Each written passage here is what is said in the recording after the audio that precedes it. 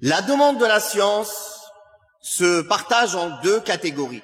Une catégorie qui est obligatoire pour tout musulman et une catégorie qui est une obligation communautaire. C'est-à-dire que si une partie des musulmans la prend, cela n'est pas obligatoire pour le reste. La partie qui est obligatoire pour tout musulman, c'est le minimum à connaître concernant sa foi, concernant ses pratiques journalières et concernant toute chose qu'il voudrait entreprendre, alors il sera dans l'obligation de demander.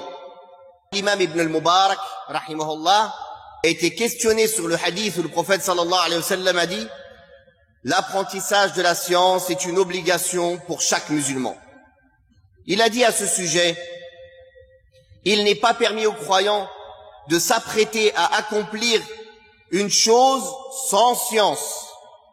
Et pour cela, il devra questionner les gens de science, car Allah tabaraka wa ta'ala a dit « Fas'alu ahla dhikri in kuntum la ta'lamun » Demandez donc aux gens du rappel quand vous ne savez pas.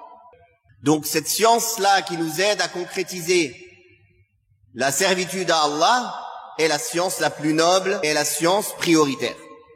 Et ce n'est pas toute science qui est profitable.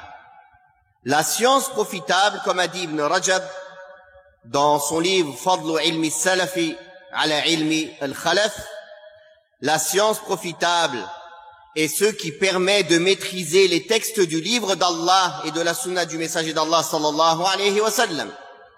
Et cela en se conformant aux paroles rapportées des compagnons pour leur compréhension, en privilégiant d'abord le fait de savoir discerner ce qui est authentique de ce qui est faible, puis le fait de s'efforcer à comprendre le sens de ces textes.